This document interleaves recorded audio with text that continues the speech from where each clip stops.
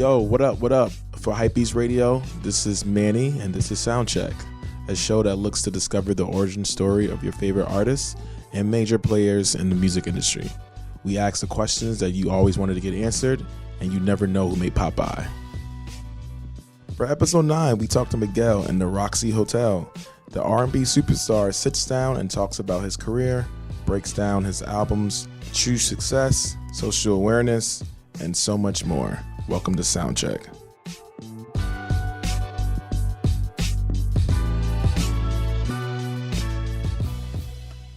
Today is a beautiful episode of, vibey episode of Soundcheck. And we got a special guest, a big fan of this artist. I'm gonna let him introduce himself. What's up, everybody? This is Miguel. It is very vibey in here right now. Very vibey. Yeah. I really like this atmosphere.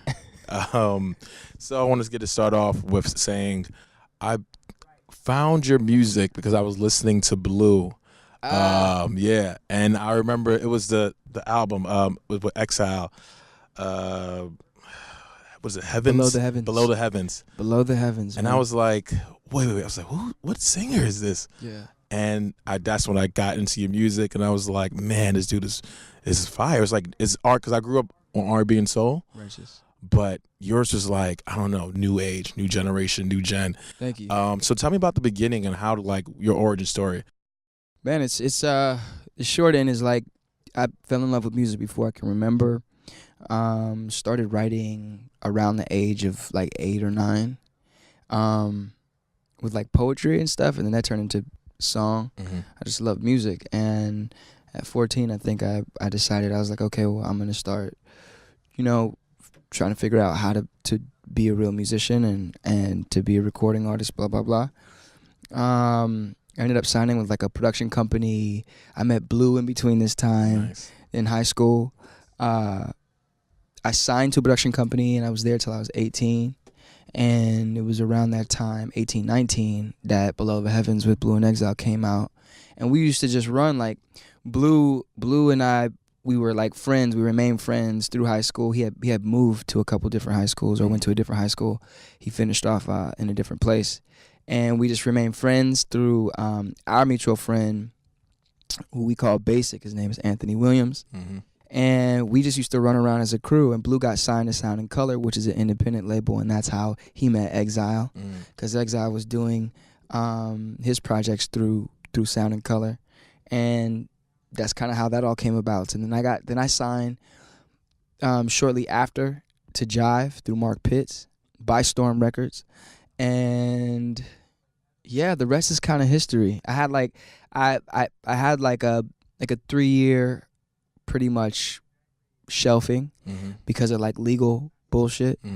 And 3 years later, the music that I had got signed off of went on this first album called All I Want Is You. I recorded a song just before putting the album out called All I Want Is You with Salam Remy, and that's the rest of, after that it just kind of, it goes. And after that's all the albums, Kaleidoscope Dream, Wild Heart, and now War Leisure. I think you were one of the main faces that usher in this new generation of R&B, where a lot of people are found their sound now. A lot of people who grew up and fell in love with music, they fell in love with you and your peers. Yeah. And All I Wanted You was a great start, but then one of the best R&B albums within the last 5 to 10 years is Kaleidoscope Dream. Like, that album was like game changing, and I think the sound and your evolution was like such a refreshing jump, and it was such a moment. Like, I remember listening to everybody goes to it, but I have to say it, Pussy's Mine. I remember listening to that song. I was like, I have never heard anything like this. I love that. It makes something that's so sexually aggressive sound so elegant. Yeah. So tell me about that time of making that album. I think that's such an important album in music. Thank you, man. The timing. So 2011, I think that we recorded that album. 2011, wrote that album. It really started with Adorn in my apartment back home, and I was like, a lot of my business was happening here in New York. I was always in New York, so I got home after a long trip of like not radio shows. I think it was like club appearances and stuff like that here in New York. And and wrote Adorn. And then I just decided, I was like, I'm just going to put these 3-song EPs out. Mm-hmm. And that kind of, over the course of 2011, leading into 2012, was like the momentum that built up to Kaleidoscope Dream. But yeah, Pussy Is Mine is, that song specifically started out in Los Angeles as well. And it was like late night conversations with my boys, like Brian and Mac from Fisticuffs. Yeah. And our boy Taz, who is the person that introduced us. And Mac and Brian are Fisticuffs. They did Quickie songs, like off the first album, Quickie. They did the majority of that album. We were working on another song called Candles in the Sun. It was a rework of a song that was on one of the EPs, but I wanted to do a live version of it for the album. And so in warming up for that song, I just started playing this idea, and then the rest just kind of happened. I always wondered, like, did that happen like on the spot when you were just like, it just felt so natural. Like, here's your homies talking, and they be like, "Yo, what he doing, man? Yeah, yo, you so that's please." Mark. That's Mark. Yeah, that's Mark. Yeah, nice. And then like Mark Pitts. I felt one thing is like I felt like All I Want Is You was very much like, you know, people say like their first album is always from their life to then, but I feel like the sophomore album is when you kind of get your own direction. You're like, okay, this is what music I want to make, right. You know, rather than I guess the label man be like, you need this hit, you need this, you need that. That felt like the Kaleidoscope Dream. It was like, oh, this is Miguel. Right. That was my Kaleidoscope Dream, was me introducing myself the way that I wanted to be introduced, you know? And All I Want Is You was like, I think as a songwriter and as a stamp of what I wanted to do with music was a super strong debut album. Especially for the time, because in R&B music, it just didn't, the soundscape, the conversations, the writing style, it just wasn't happening like that. And so as much as that was like successful for me in that, right, I think Kaleidoscope Dream, to your point, was for me pivotal. Nice. Super pivotal, yeah. One thing I appreciate about you is that you're competitive. I definitely get that when I read your interviews, and especially when I listen to music, you're like always, you try to push. How does that competitive spirit add into your music? You know, before, I think that competitive energy that I was raised with, my father played sports growing up, and he raised me to play sports, believe it or not. And so that's kind of just a part of like my DNA. Yeah. But I think as as humans, man, we have this weird tendency to look at other people and you know, compare and compete with other people. And I think it's more important when you kind of grow out of that to just try and be better than yourself, your last version of yourself, or just continue to like grow. That's really what it is, like, and evolving. So for me, I guess now it's more applying my competitiveness with myself and just trying to level up on a personal level, you know? Competing with yourself. Yeah. Okay. Yeah. How do you, I guess, do that creatively when you compete with yourself? What is that like? Like after you finish your album, War and Leisure, how do you be like, all right, what I need to do? Yeah, I think for me, the most important thing as far as competing is always kind of going back and looking at the tapes. You know, it's like the best performers, the best musicians, the best athletes always study the tapes and figure out what they could have done better and what they could have applied better, or what they may have done really strongly that they don't want to change, but how to just, you know, again, level up. And for me, it's about going back to the process and seeing what about the process really worked. Maybe the timing of the writing, or what it could have used more of, or maybe I could have spent more time structuring the album order, or blah, blah, blah, whatever. There's all these variables. That's kind of, I guess, my way of going back to it, you know, and just going through it to see how I can do it better. Where do you think, I guess, tell me where you think you are in the scope of not stardom, but like success level, in your opinion? Oh man, that's a success. Define success. Let's start with that and be like, do you feel like you're successful as you should be, or as you picture in your head? Success is doing what you love without losing who you are. I guess that's the best way I could. And I've been on both sides of that, you know. I've been on being able to do it. I mean, I'm blessed to be able to do what I love every day, you know. But I've been I've been in a position and a mental place where I veered away from who I naturally am and trying to adjust with, just the different energies that come across. And it's growing pains, just to be straight up, Yeah. But I will say that's like, to me, the most important. And to answer your question, I think I've only been able, this is just the tip of the iceberg, I have so much more to give. And I think as a contributor, I just have more to offer.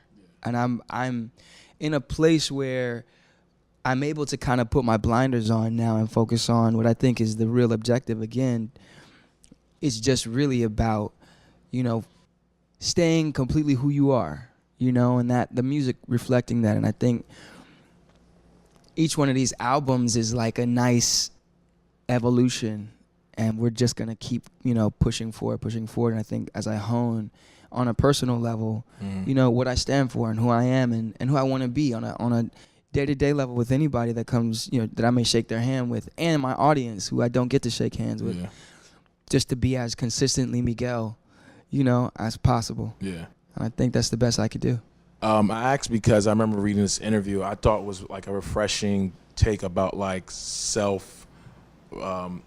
self-reflection. And when I think it was with The Guardian, and you were like, I went over to Denmark or the UK, and they didn't understand some of the words I was saying, and I just wanted to make music that the world would know more than just my home base. And I was like, whoa, you don't hear people answer that way, especially not superstars of your magnitude. And so one thing when I listened to the new album is that it definitely felt like it wasn't a huge pivot, but it was, I don't know, it was like a very grown album where it was just like you were talking about, it was a lot of politics in there, and a lot of just like, I got to the dichotomy between you having this great moment in your life and Grammy nominations and record sales, and also you're about to go to war. Yeah. And it's like, holy shit. And it was just like, just the times, it was very aware of that. And it was refreshing to listen to. Thank you. Thanks, man. Why interject that now in your music?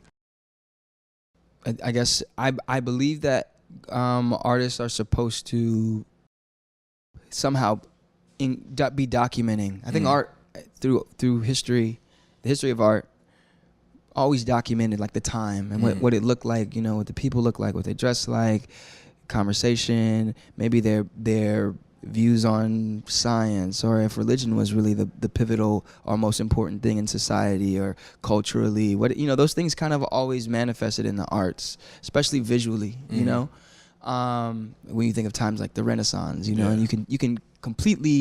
you have a complete picture of what life would have looked like based on the paintings, and we've heard the music, all the Baroque type stuff, you get a real sense of like the time. And I think it's the same thing when you look at photos from, the late 60s into the 70s, and you listen to the music, you get all of that. I think it's our responsibility as creative people, whatever the medium, to somehow be documenting what's going on in the life and time of the period. And War and Leisure is a reflection of that. And I wouldn't say it's a hyper political album at all. Yeah, definitely not. But it is aware. Exactly. I think things like infusing and weaving things like, Korean missiles in the sky for Banana Clips is like M16 on my lap, Korean missiles in the sky. It's like we're right at the verge of this tension with North Korea, in 2017, and that was just kind of what was on my mind. And I was using that real scenario and the real circumstance to say, no matter what happens, I'm gonna be here to protect you. My love will be here regardless of what's happening in the world, type thing. Under the utmost danger, be it war, nuclear war, or it just be right here on the block, kind of thing. Yeah. And I totally totally get that too, because I like, over the last couple of years, I think I've become more politically aware, and I think that's the big thing about it, just because, and sometimes people think being politically aware means you have to be like this woke, everything extreme thing. So I'm just now like, I'm reading about, hey, who did Trump just got elected for the Supreme Court seat? Who's this dude? Like, okay, what's going on with immigration? Wow, what's the rule that just got passed? Stuff like that. And I feel like there was tidbits of that on the album. Yeah, definitely. I mean, songs like Now on the album, I got to, and I wanted to use some of the music to become more informed. Like I'm not gonna front here and be like, yeah, I'm the most, I know everything about, I'm the most woke this or whatever. I hate that term, really. 'Cause it's like, where it's a caricature of being, knowledgeable about what's happening. Yeah. But for all intents and purposes, like I just want to be educated. And now that I'm getting older, I'm it's not Kaleidoscope Dream for me. Yeah. Time, it was a different age, and so my life is I'm looking at the things that we do and realizing that like I eventually want to have children of my own. Mm-hmm. This is gonna be their world. So the things that happen here and now, whether or not I believe in the process of blah blah blah, I just pay more attention to it naturally, just because self-preservation. Exactly. It's like, wait a second, we all got a future to protect for what's coming, and I guess that's a part of it. Fan question: you and J. Cole make great music. I have a number of hits. Yeah. When are y'all ever gonna do a collab album? I'm throwing it out there. I think that's like an inevitable thing. But I think we're more like wanting to collaborate in ways of like contributing our perspective on like putting albums together and things like that. So we just we've exchanged beats and ideas and Nice. just go back and forth. But that's someone I trust, I could hit for like a real opinion, or a solid like, what do you think about this, or bounce ideas off with no bias, and that kind of trust is something that's invaluable. Yeah. So that's why the music comes off. It's It's Yeah. always great. It's Yeah. like it's just like, oh yeah, this is a standout. What do you think of R&B now? I feel like there's a lot of new people coming in. It's exciting time. It's crazy how out of the loop R&B was in terms of like relevance in culture, and with kind of the merging of melody and cadence, more cadence bass songs with melody. We have artists like, I mean, you can name them, name all of them. Rap now is so melody based. So it's kind of like a crazy thing. It's all a part of that evolution. Yeah. And so it's exciting times. All these artists like Jesse Reyes, you look at Khalid, there's artists, A-Child, you look at, there's so many, I'm gonna forget her name. There's a bunch, man. Yeah. It's a lot. I think like R&B is such a great spot, and this is one of the it's pushing creativity, like in sound. Like I've never heard so many different sounds and come out with these new people are like pushing the envelope, and it's really started from like you and your peers. Like I remember exactly when I first heard a handful of us. Definitely. Yeah, I'm just like this is where it started, and then you can see, and then the terms start to pop up like R&B and electro R&B, but at the essence of it was singing and it was soul. I preferred that though. I'll be honest with you. I preferred alternative R&B. I prefer that term. Why so? I don't know. Something about alternative. Just it is like I identify with it. Just the term, you know what it means, and being from Los Angeles and being of mixed heritage, it might have something to do with that. I just never really identified with one or the other. I just identified with other. More flexibility. Yeah. And I think as we've embraced it, like you said, me and a handful of my peers embraced this kind of like left of center approach. I think it's given more space for like, we can explore all these other routes and still be relevant in the conversation. And the more and more that happens, the more exciting it is. And we just keep pushing each other to explore new tapestries and new boundaries, or push boundaries rather. One thing I'm really excited, the Deluxe Album, and you doing a Spanish version of the album. Yeah, Tell me where did that idea come from, and was this something you've always been wanting to do? Yeah, it's been kind of like a building process. The kind of inclusion of like Spanish lyric in my songs and on my album started with Wild Heart, and then I took a trip to Mexico which is like a huge blessing, man, with my father and my brother, and we got to document it. It was a Vice piece, a series that they were doing that was tying like artists with kind of like exploration and understanding the footprint that we're leaving in certain areas. And so they just chose artists that they could choose a destination. I wanted to go to where my family was from in Mexico, which is Zamora, Michoacan. And I think that experience made it really important for me to create music so I could go back, because I met family out there. I had been to like the radio station my grandmother used to sing on in her day before she left Mexico.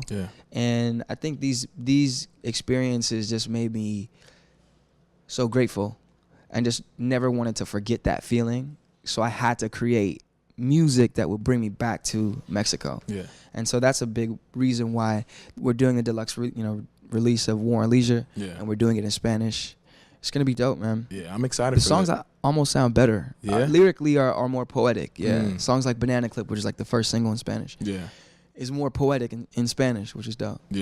And this has been such a huge like burst on the scene of just like Spanish and Latino artists making I think a couple of weeks ago before Drake dropped, it was the I Like It Like That, which was Cardi B. Billion streams, that's crazy. Like it was just like big shout out Drake, man, that's so tight. J Balvin is the biggest. Like a couple of weeks ago, reported J Balvin has the most streams on all platforms right now. So just like between him and Cardi, man, they're killing. So just like these are like huge figures from Latino or Hispanic backgrounds that are making worldwide music. So it's exciting. Man, it's interestingly the two most, I think, ethnic groups, especially here in the United States, that have been dealing with years, decades, centuries even of discrimination and unjust treatment, and have been targeted. This is like documented, like strategically targeted. Their music and influence on world culture is the biggest now. Black music and Latin music, and so I think as a fan of just the elevation of culture, it's awesome to watch artists like J Balvin, who is also one of the coolest dudes ever. I had a chance to meet him in France, at the Virgil show, and I'm like, the Vuitton show, and Cardi, I mean, you fall in love with Cardi just by watching her videos. So it's like it's awesome to watch great people also emerge, and do great things. And so it's dope. I think this Spanish version of War and Leisure is a step in that direction as well. It's kind of a meeting of the worlds. What was it like growing up you being biracial? It was interesting. I'm born in the 80s, but I grew up in the 90s, and there's a lot of racial tension between Mexicans and blacks and Mexicans in Los Angeles. So you can imagine there was moments of tension that weren't very comfortable, But I think that's also part of what makes me comfortable in standing apart, I think the more I embraced that I was different and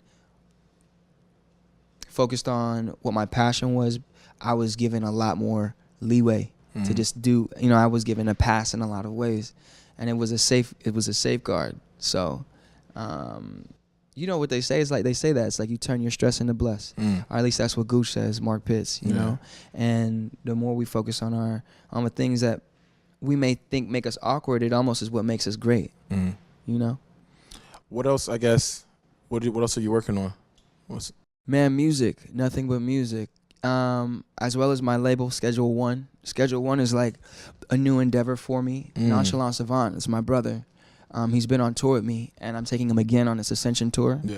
So if you love my music, we're cut from the same cloth, but he's very, very different in his own way. And I would say he's the cooler version of me, And it's just, he plays percussion, sings, rhymes, and he does it all live, He's an incredible artist, an incredible person. So I'm excited to be putting music out with him and for him and on him, because I think people would just enjoy his music and enjoy his vibe. He's needed. He's a needed artist.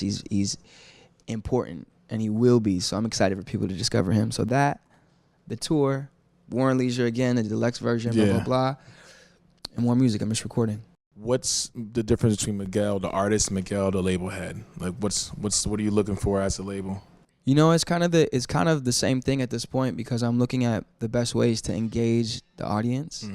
And before, it was a different game where, you know, we needed like a big machine to affect culture, or to you know, to really be relevant on a larger scale. But now it's such a democratic kind of thing with you know, streaming and blah blah blah. It's just about getting music out, and then how you direct people and funnel people's attention, or aggregate people's attention to it. And I think the more creative we become, the more in control we are. So thinking of that from an artist perspective, and then also being able to apply that as a label, I think means that I'm wanting to be more nimble and think more out of the box in ways to engage Nonchalance fan base, or how to cross promote, you know, through get my fans to pay attention to him, and blah blah blah. So it's exciting, man. It's fun. Yeah. A fun fact that I read is that you grew up playing sports, and you grew up playing soccer. Yeah. So are you watching the World Cup? Yeah, man. I was hurt when Mexico lost. I was really hurt. You can imagine like beating, you know, the previous champions. You know, first game, you start to be like, oh. You have a whole new kind of hope. Not that you didn't have hope before, but you have a whole other level. So I was disappointed, but I'm paying attention. You know, I'm paying attention. I check in with the scores and whatnot. What position you used to play in soccer? Left striker, center mid. Nice. Nice. Left forward, man. Nice. How long did you play? I played up until high school. Oh, nice. And that was about when that was 14 years old. That's like right at the beginning of high school for us, and so. I signed to this production company, and all my time after school, I was like at the studio. Makes sense. So, yeah. Would you have to continue soccer? I would have kept playing. Nice. Yes, I would have definitely kept playing. I don't know how long I'd have lasted. You see Mexico up against Sweden, you're like, these motherfuckers is tall. I don't even know if I could keep up with these. You know what I'm saying? But I was good when I was playing regularly. Now, you know. I juggle the ball here and there. What's some fun facts about you? I feel like there's some interesting things. Love cartoons. Rick and Morty's my favorite right now. It's a quality show. Yeah. You should watch Steven Universe. I ran through what is it? Steven Universe. I haven't even heard of this one. It's a good one. Okay. Top 5 right now. Nice. I'm on it. I ran through the whole 3rd season over like a night, I think, of Rick and Morty. Rick and Morty. It's quality. Okay. All right. Love. Fun facts. What do you do on the tour bus? Like, when you're touring, like, what are some of is there rituals, or just like, I need? Now it's just about recording. I'm like, for me, it's like, there was a lot of time for like, I took a lot of time for extracurricular, blah, blah, blah, but I feel a need to create at the highest, or turn my output up. I think it's important, not only for me, but in general. We just need more creativity in as much as we can.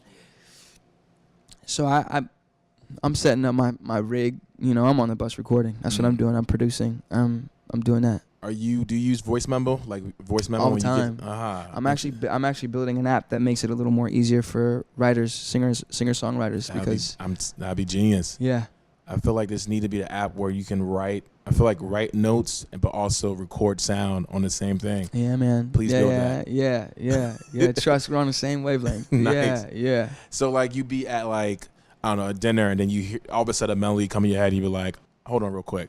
It's happened numerous times. Middle of conversations, random places, you know. I there's one thing that I love that Lady Gaga said a while back, and she said, you have to honor your creativity.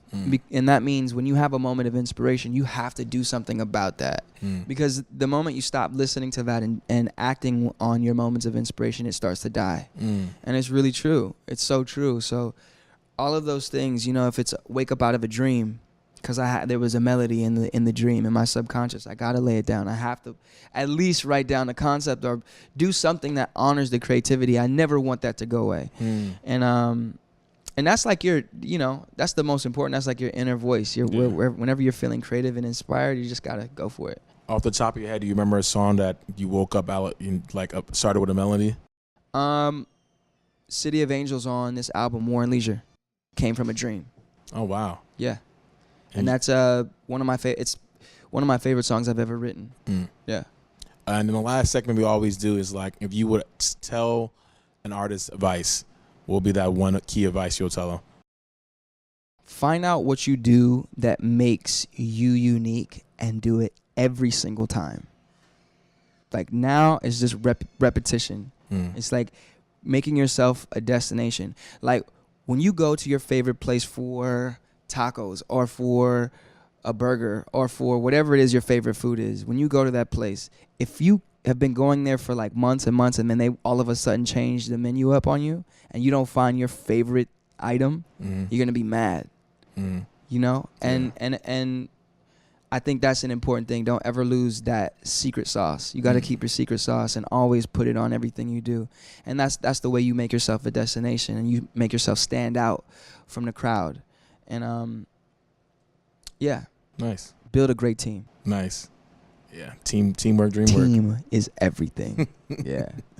Awesome. Thank you, man. I really appreciate this. It's a hang. Thank you very much, man.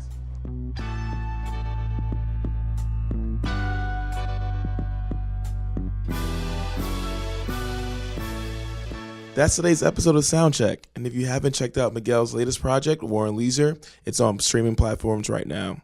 You can listen to more episodes of Soundcheck and keep up with everything HYPEBEAST Radio at hypebeast.com/radio. Subscribe to Soundcheck at Apple Podcasts, SoundCloud, Overcast, or wherever you listen to podcasts on. Feel free to reach out to me on Twitter at ECM_LP and follow HYPEBEAST Music for more original content and music news. Let us know who you'd like to have on the show, and thank you for listening to Soundcheck.